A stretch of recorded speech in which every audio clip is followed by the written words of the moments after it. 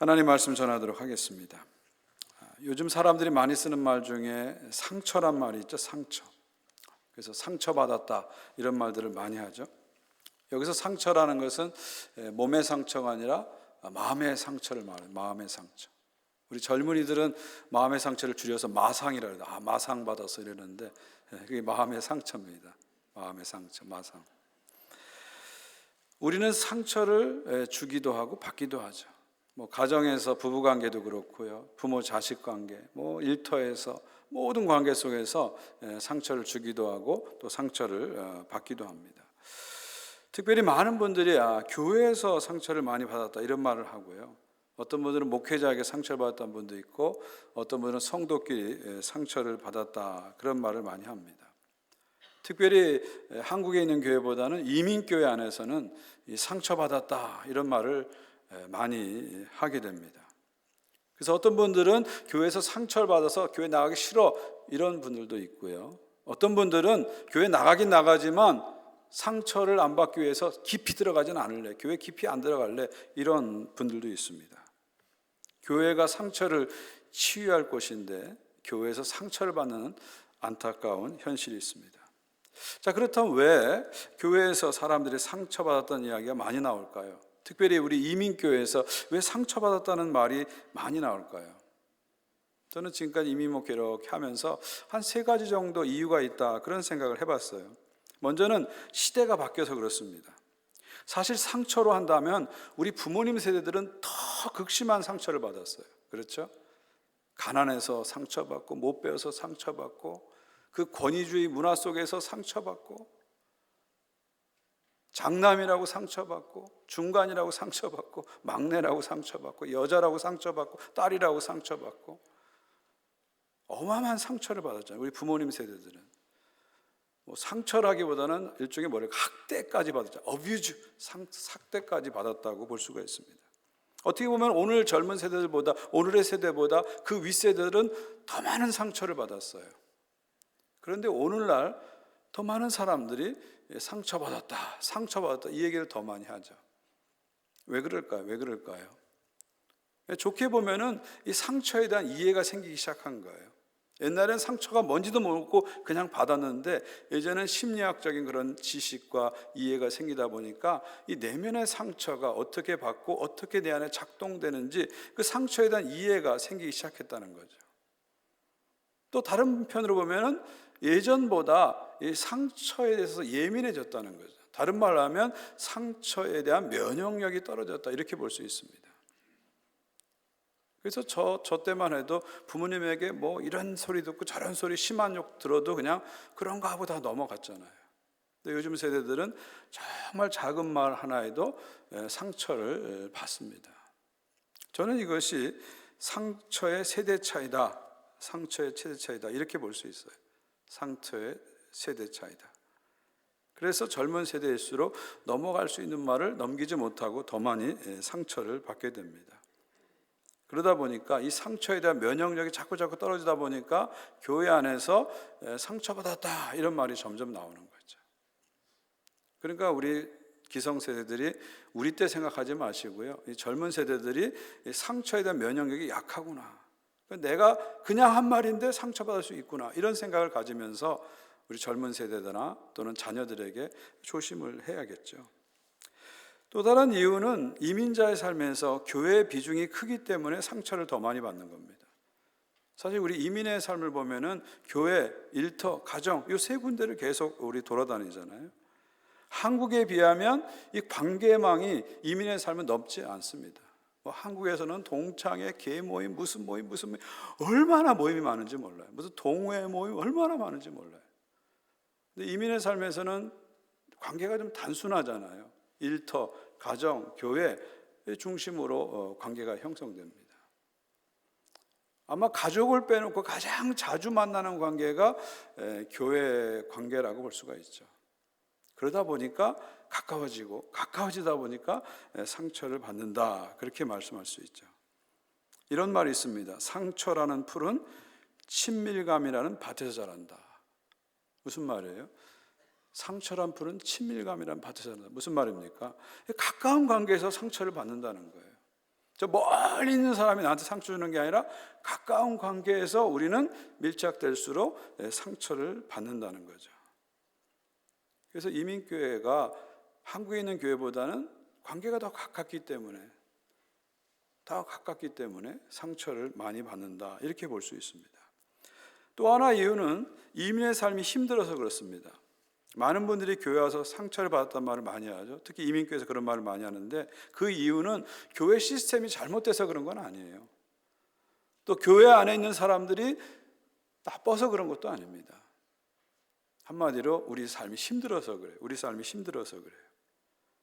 이민의 삶이 힘들어서 그래요.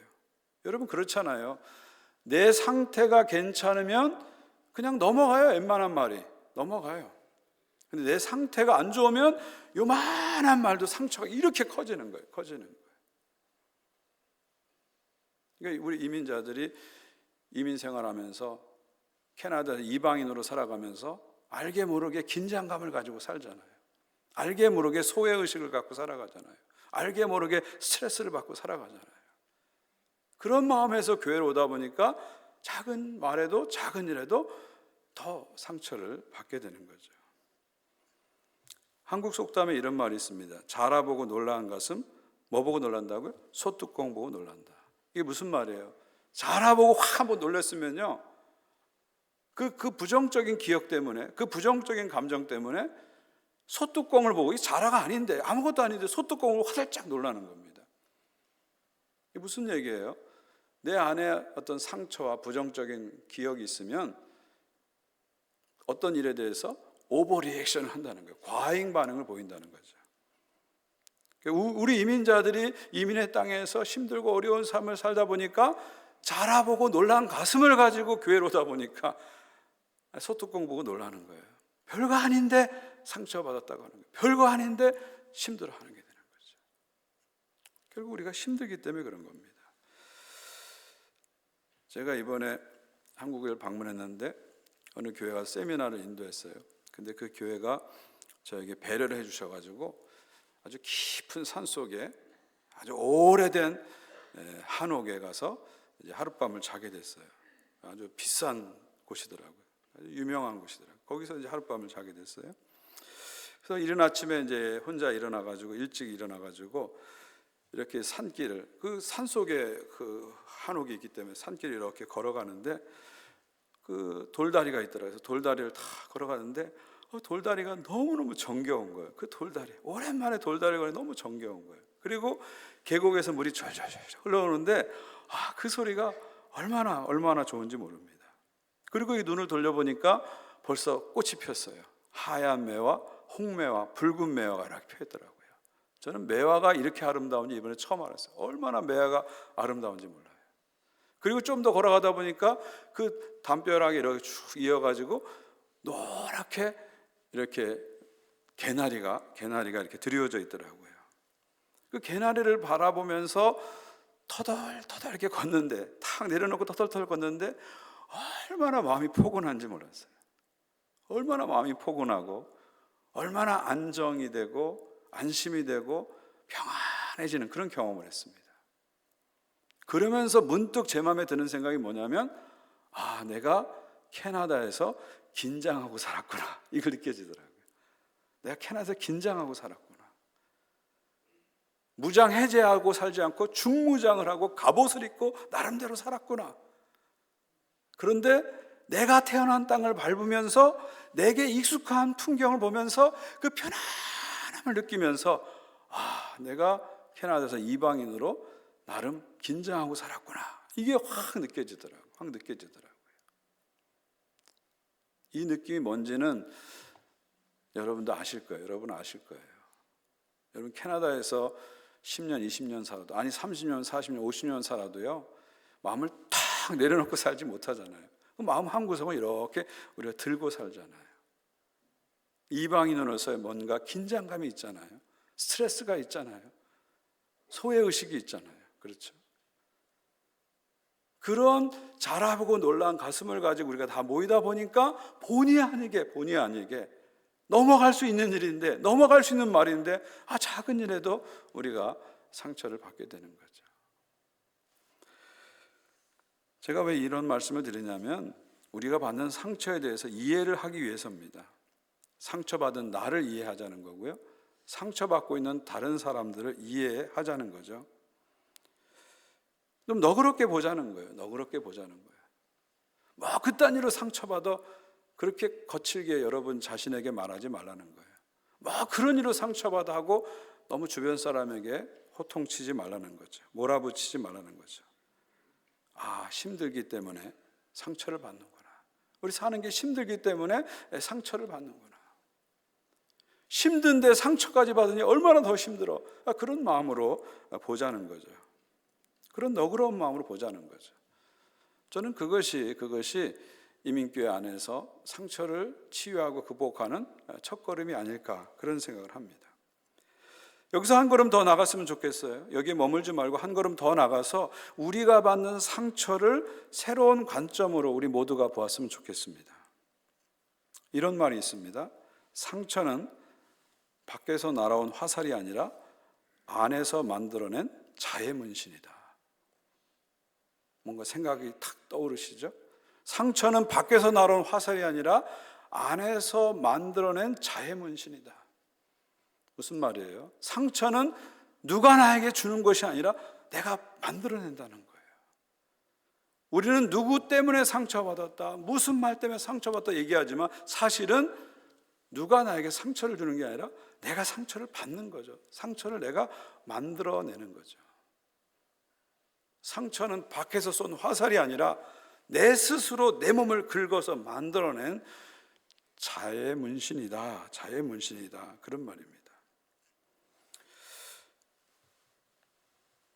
좀 쉽게 말하면요, 단순하게 말하면 누군가 나에게 상처를 주면 안 받으면 되는 거예요. 사실은 상처가 나에게 배달되어도 이거 내가 받을 거 아니야, 롱 어드레스, 잘못 배달돼서 안 받아 하고 안 받으면 되는데, 우리는 상처가 오면은 무슨 소중한 보물인 것처럼 착 받아요.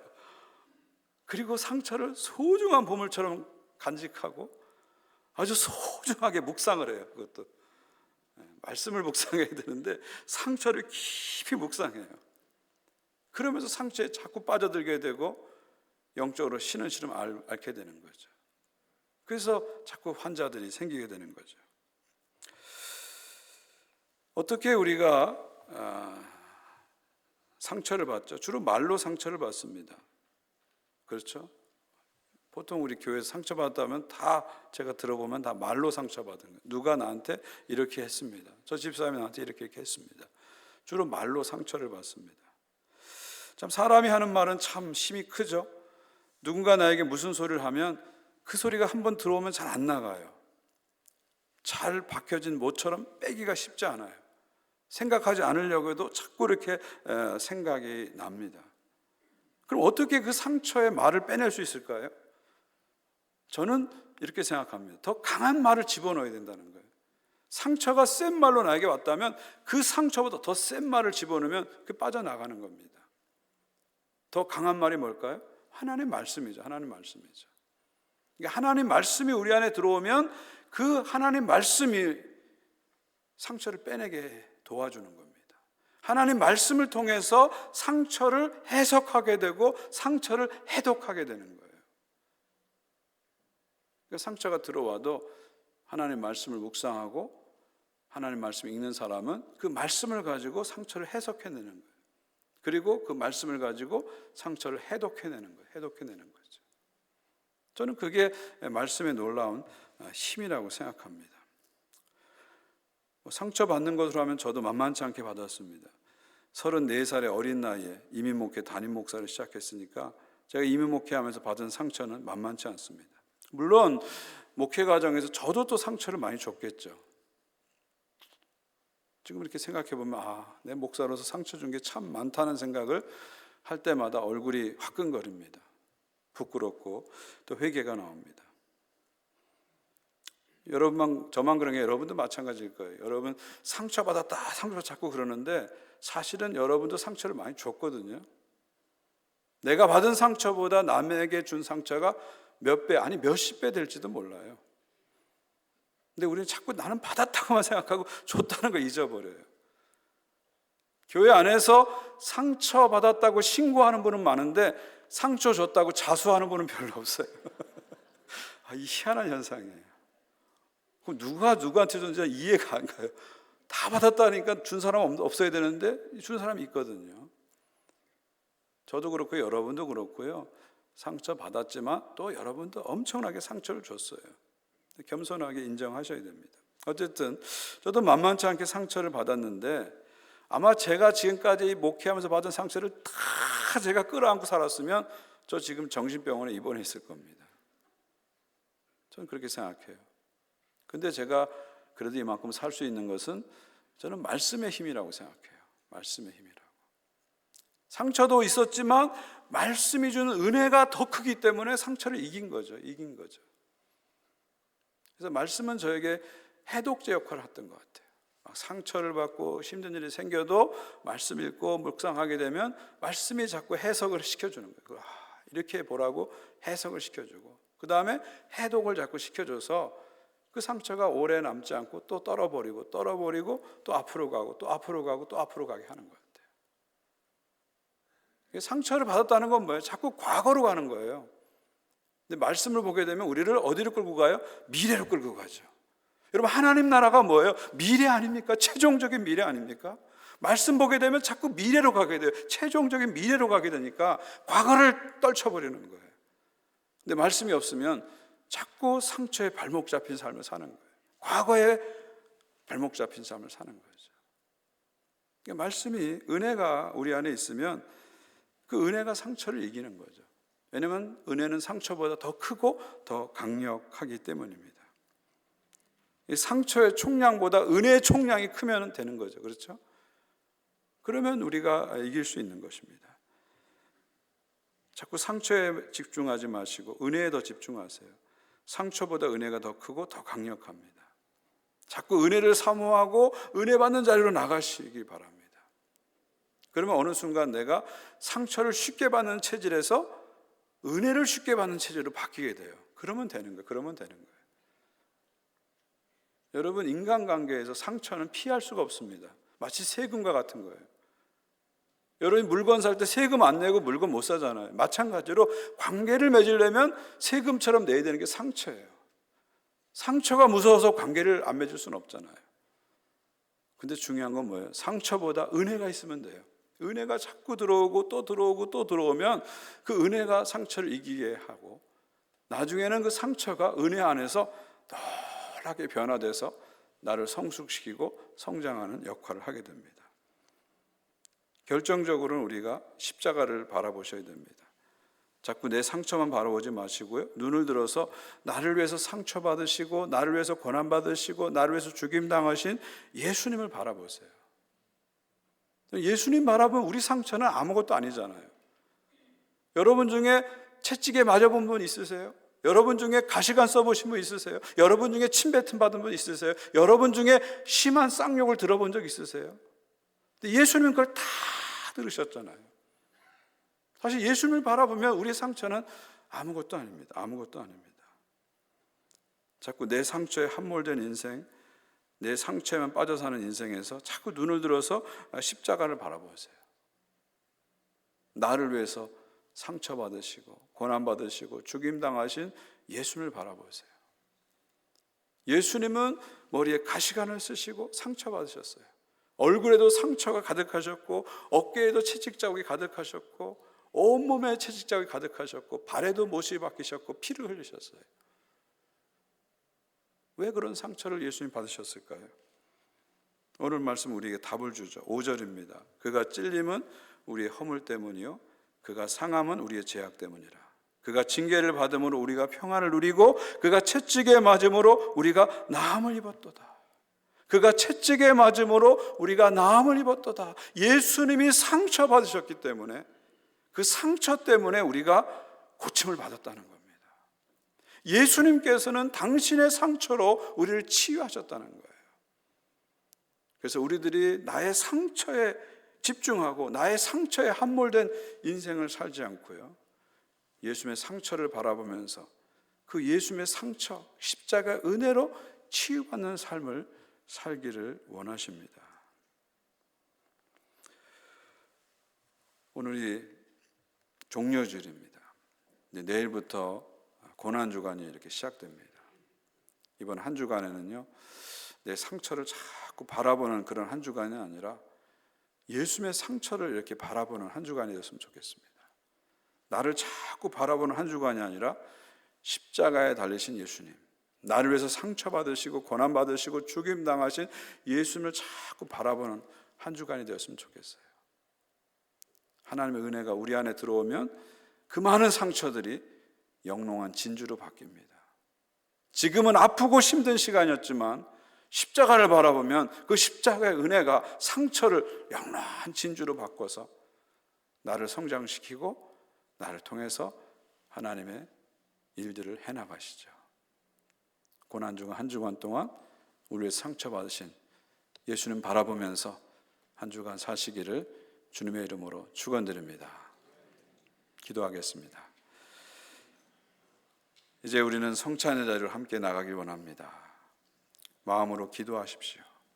나를 위해서 십자가에 죽으신 예수님, 나의 상처 때문에 상처받으신 예수님, 나의 죄악 때문에 죽임당하신 예수님, 오늘 성찬 예식을 통해서 더 깊이 예수님 안으로 들어가기 원합니다.